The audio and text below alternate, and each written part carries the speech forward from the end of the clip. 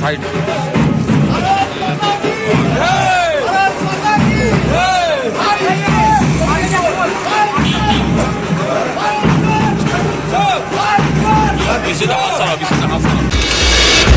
পশ্চিমবাংলা তো গণতন্ত্র নেই, পশ্চিমবাংলা শাসন নেই। পশ্চিমবাংলাকে এখন কোর্ট চালাতে হচ্ছে। মমতা ব্যানার্জি প্রায় নিজেকে বিলুপ্ত প্রাণী হিসাবে মনে করে নিয়েছেন। মমতা ব্যানার্জি আর মুখ্যমন্ত্রী নেই, এখন পশ্চিমবাংলার মুখ্যমন্ত্রী বলুন, পশ্চিমবাংলা সব কিছু বলুন কালকাটা মহামান্য আদালত হয়ে গেছে। কেন আদালত ছাড়া কোনো বিরোধী মানুষ পশ্চিমবাংলা সরকারের কাছ থেকে কোনো সুযোগ সুবিধা পাবে না।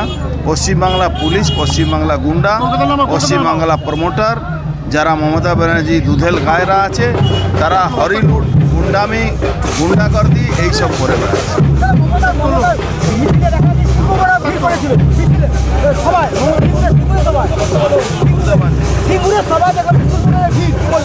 দেখুন, সিঙ্গুরের সভায় মমতা ব্যানার্জিকে বহিষ্কার করেছে।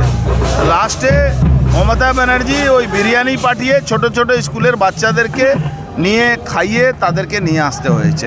মমতা ব্যানার্জি কোনো লজ্জা বলে নেই, মিথ্যা কথা বলে এখন যাওয়ার সময় এসে গেছে। এই জন্য এইসব ঢপের গল্প চালাচ্ছে।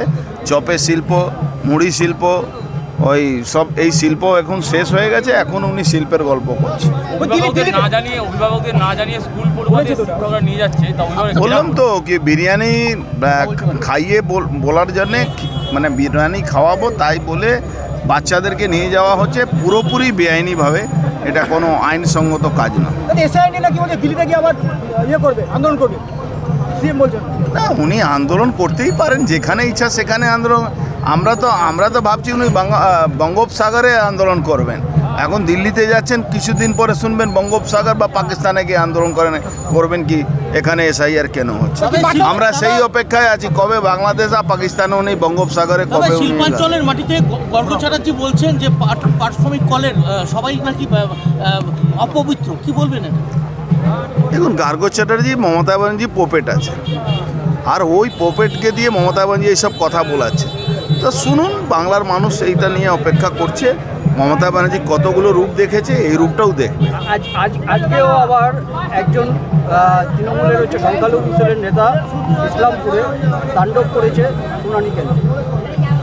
না, মমতা ব্যানার্জি এটা জেনে শুনে করাচ্ছে। মমতা ব্যানার্জি নিজের দলের লোককে দেখিয়ে দিয়েছে, আমি যে তাণ্ডব করেছি ইডি সিবিআইয়ের বিরুদ্ধে, আমি যে চোরদের, কয়লা চোর, সরকারি অফিসের যে টাকাগুলো চুরি করে আইপ্যাকের কাছে হিসাব কিতাব ছিল, যে ফাইল, ল্যাপটপ, মোবাইল চুরি করেছি, সেরকম তোমরাও যা ইচ্ছা তাই করো, আমরা আছি। গর্গ চ্যাটার্জিকে হালিশহর পৌরসভার চেয়ারম্যান কিন্তু ফুলের বুকে দিচ্ছে, এদের ছবি ভাইরাল হয়েছে।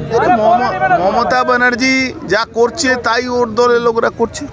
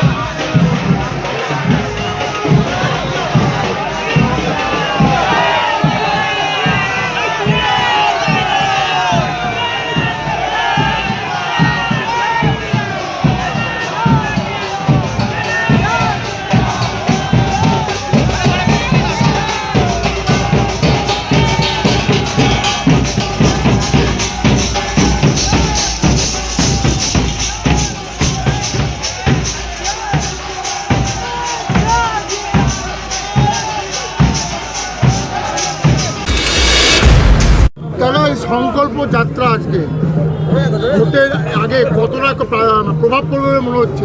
এইভাবে চলছে। সাধারণ মানুষ চাইছে বাংলায় বদল হোক, সাধারণ মানুষ চাইছে তৃণমূল সরকার শেষ হোক, সাধারণ মানুষই চাইছে বিজেপি সরকার আসুক। তো সাধারণ মানুষ যেটা চাইছে সেটাই আমরা করছি। তাই জন্যে এই যে পরিবর্তন যাত্রা আমাদের হচ্ছে সেটা সাফল্য হবে। 26 সালে বিজেপি সরকার আসবে আর তৃণমূলের দুর্নীতি শেষ হবে। সোনার বাংলা করার জন্য ভারতীয় জনতা পার্টি সরকার সাধারণ মানুষ করবে। মানুষ কি বলছে দাদা? মানুষ কি বলছে? সাধারণ মানুষ বলছে, আর সাধারণ মানুষ জেনে গেছে কি মমতা ব্যানার্জি তৃণমূল কংগ্রেস ভয় খেয়েছে। তাই জন্য বলছি বিজেপি আসছে, তৃণমূল যাচ্ছে। একের পর এক জায়গায় অগ্নিকাণ্ডের ঘটনা, একাধিক মানুষের মৃত্যু, কিভাবে দেখছেন? দেখছেন তো, টাকা থেকে তুলনা করা হচ্ছে। আরজিকর মেডিকেল কলেজে ট্রেনি ডক্টরকে মেরে দেওয়া হচ্ছে, সেখানে পয়সা দেখানো হচ্ছে। এখানে অগ্নিকাণ্ডের লোক মরে গেছে, সেখানে পয়সা দেখানো হচ্ছে। তারা ভাবছে পয়সা নিয়েই সব কিনে নেবে, পয়সা দিয়েই সব কিছু করে নেবে, পারবে না। এদের সময় শেষ হয়ে গেছে। গর্গ চট্টোপাধ্যায় এখানে বীজপুরে এসে একটা বিতর্কিত মন্তব্য করেছেন। গর্গ চট্টোপাধ্যায়কে তো বীজপুরেরই নেতারা তৃণমূলের চেয়ারম্যানরা তাকে সম্বর্ধনা দিচ্ছে। গার্গ চ্যাটার্জি তৃণমূল থেকে আলাদা নেই, তো তৃণমূলেরই দালাল। গার্গ চ্যাটার্জি তৃণমূলের দালাল। 11 সালের আগে যখনই তৃণমূল কংগ্রেস কোনো মিছিল করতো, তো সিপিএম সব জায়গায় ঝান্ডা লাগাতো, আর কোন গলিতে দাঁড়িয়ে ইনকলাব জিন্দাবাদ করতো। আজকে সেই সময় এসে গেছে, বিজেপি মিছিল করছে আর তৃণমূলের কিছু গুন্ডারা রাস্তায় গলি বাজায় দাঁড়িয়ে বলে যাচ্ছে। সময়ে যার শেষ হওয়া থাকে, তারাই এইসব কথা বা এইসব কাজ করে। রাজনীতি যারা করে, রাজনীতি ময়দানে লড়াই করো। আজকে তোমার কাছে রাজনীতি করার কোনো জায়গা নেই। আজকে তোমার অবস্থা খারাপ কেন? এখন পর্যন্ত প্রায় 90 লাখ ভোটার তোমার লোকরা পৌঁছতে পারেনি, ভুয়া ভোটার 90 লাখ পার হয়ে গেছে, 1 কোটি উপরে যাবে। মমতা ব্যানার্জি তো আমার থেকে এগিয়ে গিয়ে বলছেন 2 কোটি নাম বাদ দেওয়ার চক্রান্ত চলছে। কেন তিনি ভয় পাচ্ছেন নাকি? ভয় পাওয়া খুব দরকার, ভয় পাওয়া দরকার আছে। কেন? মানুষের রক্ত দিয়ে হোলি খেলছেন আপনি। আপনি মানুষের রক্ত চুষছে, আপনি মানুষকে শেষ করছে। আজকে ব্যারাকপুর শিল্পাঞ্চলকে ধ্বংস করে দিয়েছে, সমস্ত কারখানা বন্ধ করে দেওয়া হচ্ছে। আপনার শুধু কারখানা চলছে, সেটা হলো মদের কারখানা, সেটা হলো তোলাবাজির কারখানা, সেটা হলো বকুল ভরাটের কারখানা।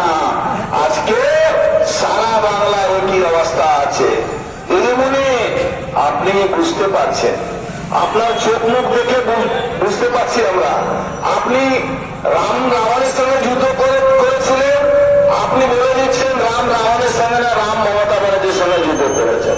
আরে দিদি, আপনার ক্ষমতা নেই রামের সঙ্গে যুদ্ধ করা। আপনার এই পুলিশ আর এখন সেই পুলিশ আর নেই সেই জায়গা।